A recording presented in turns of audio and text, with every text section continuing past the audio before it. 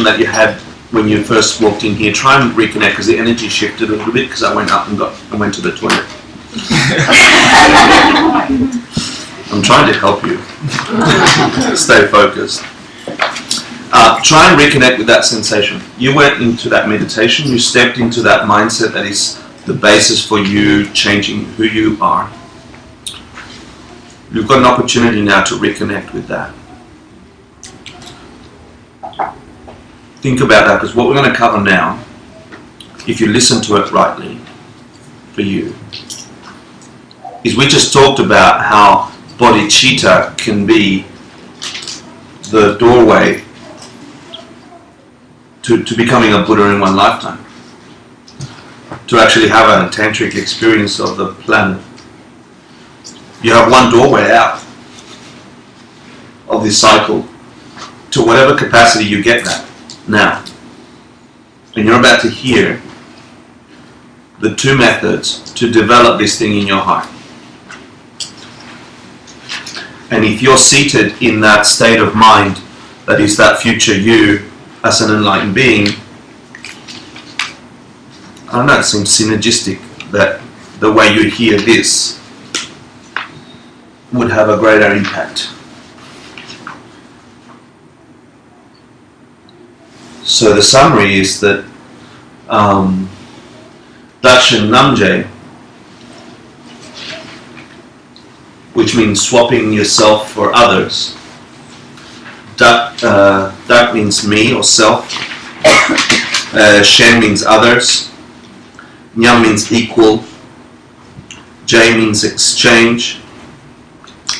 This idea of stepping into another being's shoes is a method. It's one method for developing bodhicitta. And the commentary says in your reading that either of these methods, Yundre Men Nyi Nyakdun,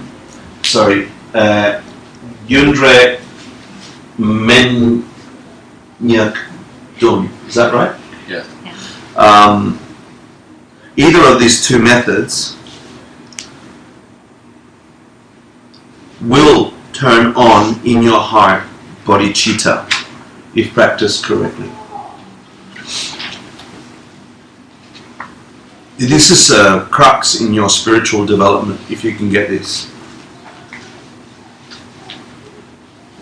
So I'll cover just slightly Dakshin Namje, which is this idea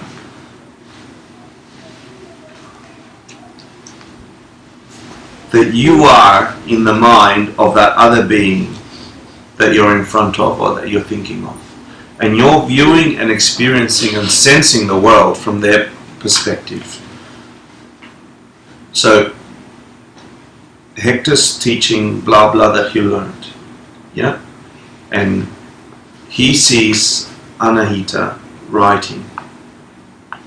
And I'm thinking she really wants to get this. Yeah? So if I am Anahita, what is it that I need, that I want to get that feeling satisfied? How do I feel? How do I get happy as Anahita? And then my action needs to deliver that to her. Yeah? And it is such a beautiful thing to do, because when you do it, for me, initially I recoil. It's this fear of getting too expansive. And then I think I'm an idiot. Because that's the point. You know, like, you want to get it all expansive. You want to feel a deep sense of utter and complete love and no separation between you and the other beings in your experience. So this idea of swapping yourself for others, I mean, we do it in a meditation as well. Exchanging yourself for others is one method for igniting bodhicitta. You could see the power of it even if you thought about it logically for a second. That you are sitting in a room with someone, even if they don't know it, you are completely and utterly focused internally on delivering every happiness that that person wants. And you're feeling it for them. that's got to open your heart. But that's not what we're going to cover today.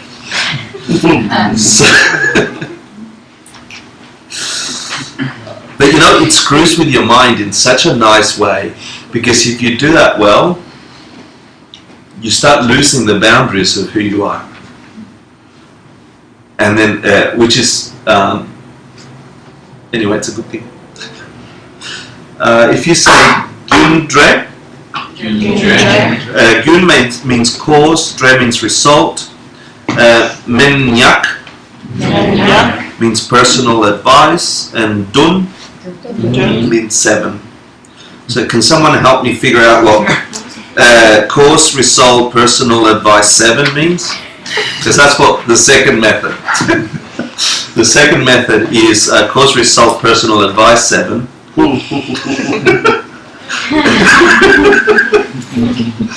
Someone tell me what that means. 7-part instruction in cause and Who's got the reading? Yeah, it just came to you. You are so wise. I wish I was you.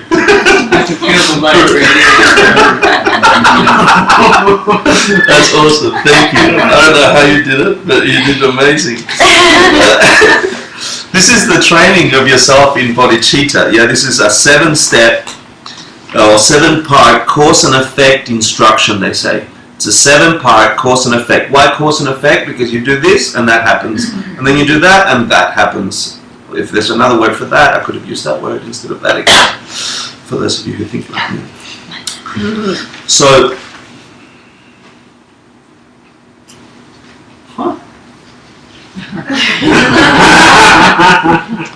Step 0. there are 8 steps to the 7 step. No, there's 7 steps. No, I know. I was going to surprise everybody, but somebody surprised everybody already. So I was going to do it. Congrats, thank you. Did you do it? Yeah, you did awesome. No, it's perfect. It's perfect. So, can I take 10 minutes of your time?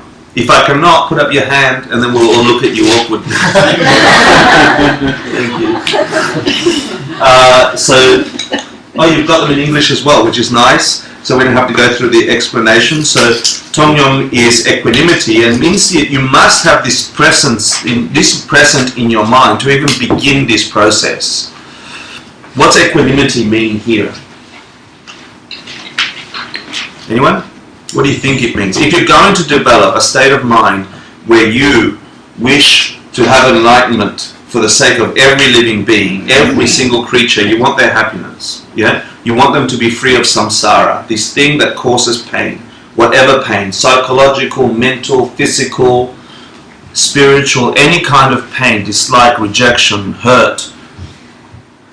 Even the nicest things that end. If you're going to develop that state of mind, before you even begin on that journey, you must have this thing called equanimity. What does that mean? No hierarchy. Bent out of shape. It means you don't get all bent out of shape depending on what happens. No. You see no hierarchy? Huh? You see everyone as equal. Yeah, you try and develop the equal. Thanks for that, because that actually makes sense too. You know, that you don't try like that. You know, your trying should be lovely. You should have a lovely state of mind as you try. That's true as well. But here, equanimity means you have to see everybody. You have to make an effort to see everybody as equal. Not, I want him to be happy more than I want her to be happy. I guess I was thinking just in terms of general experiences, but I mean, I see what you're saying. It refers specifically to people. To the beings that you're, Because I thought that it meant that you don't get overly attached or overly in these steps, messed up over any of your. A state of equanimity here just means about the beings that, So when the idea that somebody wants something bad that's going to harm other people, and somebody does that, then how can you be equal about that? That's a little... Nice. So you're saying, here I am, I'm the guy at work, the sales guy, that if I cheat everybody, I'm going to get profit over the guy next door to me or the customers, and so I should feel equal towards him than the person that is trying really hard to be a good spiritual person that brings happiness to the world, right? How you answer me the question? How can they be equal? Señor, en español, por favor. Because Porque everyone is doing todo la gente está haciendo. Because everyone is doing the very best that they know how, what they've been given. So one person was given a spiritual advantage at birth or through a variety of important teachers that led them down the right path, and so it's been more direct. And if you were born into a family that had crazy circumstances where everyone around you set bad examples, you would still be doing the best you know how, even though you would be riddled with these terrible morals. But then if that comes to This is your third and last question. No,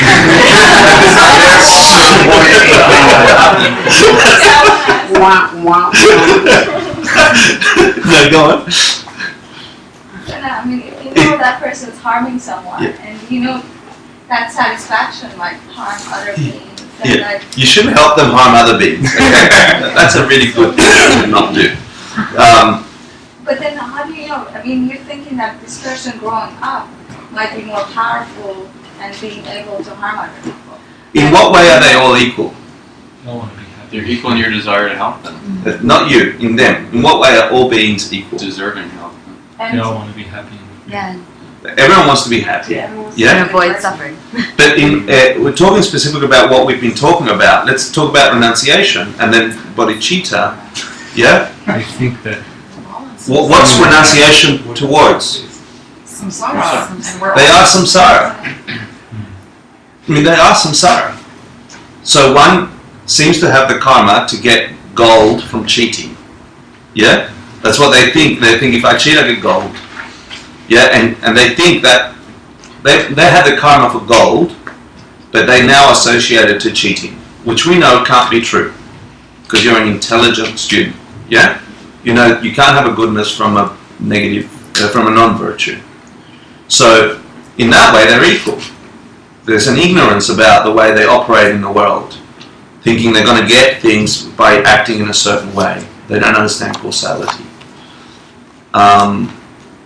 Let's not get stuck on equanimity for now, but we can review it next week, because I always review. Because I'd like to get you out of here in 5 minutes. Yeah, but it's a good way to think about it. That's what you should all be doing. Breaking it down, questioning it, pushing the boundary. Don't just go, that sounds good, I'm going to enjoy that. Yeah? Try and break it, really.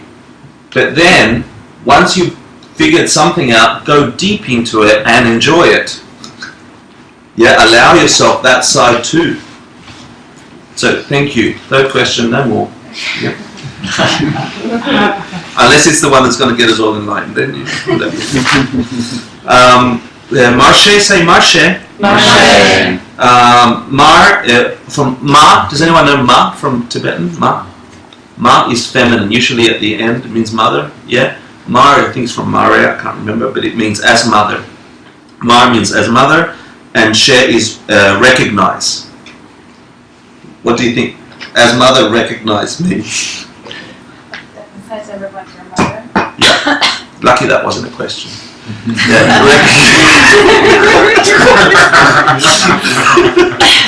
Maybe that's the thing that was going to get us all enlightened. Thank you. Recognize everybody as your mother. Now, this is hard for Westerners, guys. Recognize I'm your mum. Hello.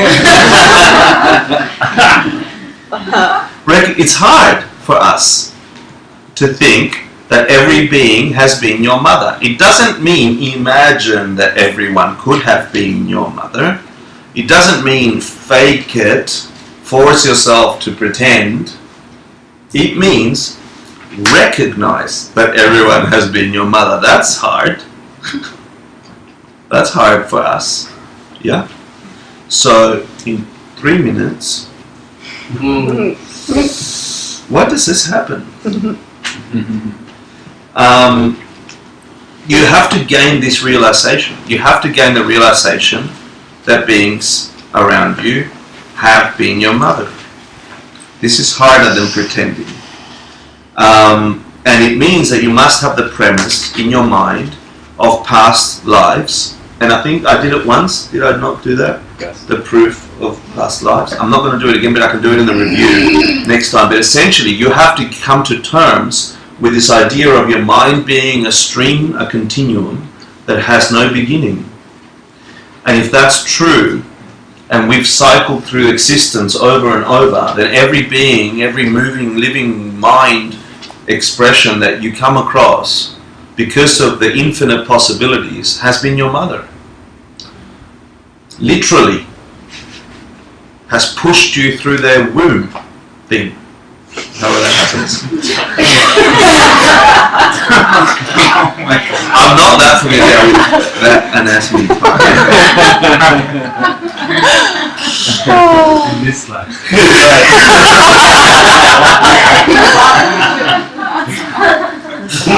So there's a logical way to go through that. And we're not going to cover it now, the past lives thing, but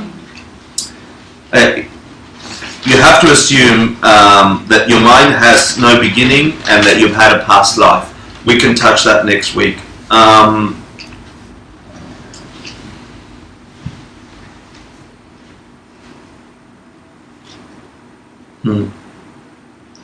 So, don't believe the past life things. Just really consider that you might have some prejudice about your experience of the world, because the way we were taught in the West is our truth. Yeah? Just like the way people are taught in the East is their truth. And reality lies somewhere outside those two truths, or beyond them, or within them. So consider the possibility that, because you can't get, if this is cause and effect, the 7, the 8, cause and effect thing, you can't get to number 2 without having some kind of realization, even if it's sugarcane realization, that every being has been your mother, because it won't propel you to number 2, which is repay their kindness. Say Dren is kindness, Dren means remember. So remember their kindness. And this is regardless in whether you like your mother or not. Think about a being who fed you with their body, inside their body, for 9 months, some 7. That the physical pain of carrying you around, the morning sickness, that losing their figure and whatever identity they had about being slim, because you screwed that up for them. And then as soon as you began the exit procedure, pain riddled their body for hours at a time. Like this really happened to your mum. For you. And they went past that pain so you could be born. And then whether they liked it or not, they lost every single sense of their own well-being, because they needed to check that you were breathing, that you were drinking, that you were eating, that you weren't falling over. Their mind could not rest. They became your prisoner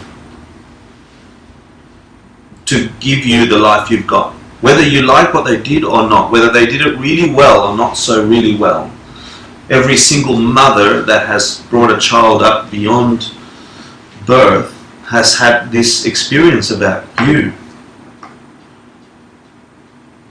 Imagine not being able to think about anything else that you're thinking about for you, because you're hearing the cry, or you're wondering whether they're hungry.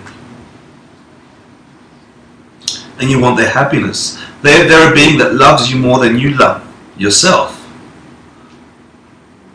You do things to hurt yourself all the time. And their every moment is thinking, how can they be happy? Do you remember Matthew, the beautiful, tall, blonde boy that was here with his mother, Michelle? Yeah? This week, he had a bike accident. He scraped his face on the pavement. He had to have dental work, like reconstruction on his mouth. And to talk to Michelle about that You know, from a mother's point of view, to see all, she didn't care about herself, her time, her money, her anything. Her whole concern was about the well-being of this person. She cared more about his well-being than him, you know, riding around in the bike. She wants to remove that suffering, and she can't. You know, there's nothing she can do. Think of your mothers, and then the fact that you have life.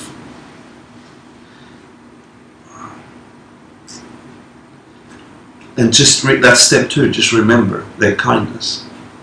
And then if you can do step number 1, and the chances of probability alone are that every being has at some point gone through that experience for you, even the person you dislike the most,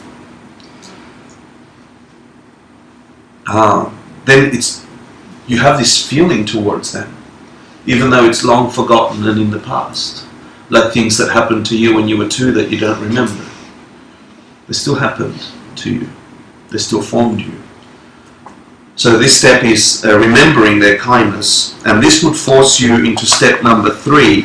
Say, Drinso. Drinso. And this is kindness, repay their kindness. You know, and try and imagine your mum. In Tibet, they have I think the analogy is about your mum falling into a fire pit. They have these cooking fire pits, you know, and there's hot burning embers down there, and you're with a group of people, and imagine your mum slips into this ditch filled with burning embers. Imagine your response, your physical response to that. You see your mother tripping down and falling into this hot burning embers. Your impulse would be to get her, regardless, right? To help her, to save her. You wouldn't sit there and go, oh, because I'm going to help my mum. You wouldn't. You'd have this massive impulse to free her from that pain. So that that physical thing that you experience, think about all the beings around you having fallen into that kind of pit, but even worse. I mean, think of the most wealthy person you know, the happiest person that seems to have love and money and houses and friends, and think of them, yeah? And then and they're caught in samsara like all of us, but they seem to be having a nice ride, yeah? And at the moment of death, when things go dark, pitch black, the mind gets disorientated because it's detached from the body. It has this confusion. Unless you've had training, you don't know where things are at. You lose your face. Your friend will lose their face, their name. Whatever attachment they had to any of those identities of my comfortable home, of my loved relate, they will lose every single one of those things, and their mind state, if it continues, will be in such confusion and trying to grasp at some sense. This is worse than falling into a fire pit. It's total disorientation of being. So you should want to repay their kindness. If they've been your mother, develop this sense of wanting to stop that for them. Because there is a way to stop that confusion. There is a way to go through that process without that pain and confusion. I'm going to quickly go through number 4, 5, 6, 7, and then we can review them next week if that's okay. Yeah? So number 4 is, say, Yong, Jampa. And Yong means lovely or pretty, and Jampa is a word for love. There's many words, there's many Jampas in Tibetan, but this one is love people like they were your child. Yeah, so it's the, you know, when you see somebody attractive around you, you see a beautiful person and you're just instantly attracted to them.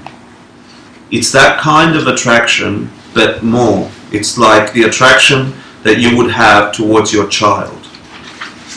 Yeah, like Michelle with Matthew.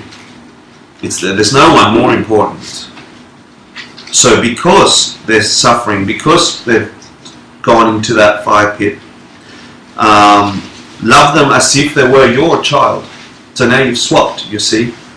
The perception from your mother becomes your child. You should have this sense about you. It's an active thing. They should be attractive to you in that sense. The next one is say Ninje Chempo. Yeah. So Ninje means heart. Nin means heart. J means Lord. Which is it Karuna? In Sanskrit, Karuna. Compassion. Compassion is karuna. Yeah. Okay, that'll do it. And Chempo is great or big. So Maha Karuna is great compassion. Yeah, so if you see beings as your children, if you see them as wanting this attraction, then you'd have Maha Karuna, or this great compassion towards them. What's great compassion? Not quite. It's this energy you want to remove their suffering. Yeah, you have a love that you want to give them something. This great compassion, you want to give them something. Love, compassion here is they need something, give them something. Yeah? And we'll talk about the argument in the text why love comes before. Everybody say Laksam Namdak. What's it mean? Yeah, take person. See how this now becomes more active. Yeah? For those of you who are at the teaching of Geshe Michael, should be all of you. No. You know what this means. You take personal responsibility regardless of whether or not other people are going to help you or fight you against this. You've just gone through these steps. You've realized that the way that things are around me is that every single being has been my mother. They've been so kind. They've gone through so much effort and pain just to allow me this precious human life, which I don't have guarantee to have again and again. And I see them all suffering. I feel a sense of love for them, like one would have for a child. And I have this great compassion. Now I want to turn that into, it's my responsibility. I need to fix it. No one else is going to fix it for you. And if you have that active, not being discouraged effort, you actually get, what is it? Yeah, bodhicitta, which is lam number 2. So that will come. Yeah, this bodhicitta will come. You see how having klaksam nanda, that personal responsibility, is an active thing. But getting bodhicitta actually means, so let's go great compassion, then you have great responsibility, yeah? To take personal responsibility.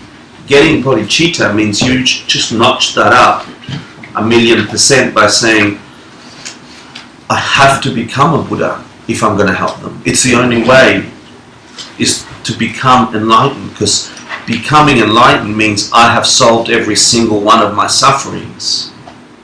And it's the only way I can solve the sufferings of anybody else. Fulfilled every single need. Stop every single pain. If I can figure that out, then you want to become a Buddha. You say, I need it to help them. My mums. All of them. End of class. You're going to have 2 weeks, because next week we're not going to have class. I apologize. Okay? We're going to meet on the following Thursday. So the 19th, no class. 19th, no class. Okay? It gives you an incredible opportunity to review your notes. Pick these 7 steps, which are 8. Yeah? And work through them, please. If you haven't got a morning meditation practice, find 5 minutes. If you can find 10 minutes, find 10 minutes. And work through it. see what it does to you. You've got 2 weeks, and when we come back, we review these. We do one more class, and then we're all bodhisattvas. No, we've got to do some more. Sorry for taking so long. I'm not really. I take that back. Thank you for staying so long. Okay? Hukir Jishin Metotram Priram Lingshin Yundegam Padi Sangha Shindu Mitevargi Dropin Namda Shinla Chuparsho Hiranguru Ratnamandala Kamninyatayami. Wait before the next part. Catch your mind. Make sure you collect every goodness you've developed here, any ideas that can get you to enlightenment. Dedicate it to every being suffering. Think of Matthew and his mother, and that dynamic happening everywhere around the world.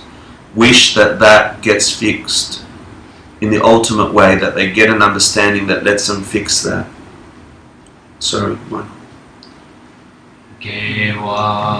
Dingyokun Sunan Geshe Tsokshin Sunan Geshe Legend Way Dompa Puni Topar Show. And allow that being atop of your head to enter down to the level of your heart. And seal it there. Thank you for coming.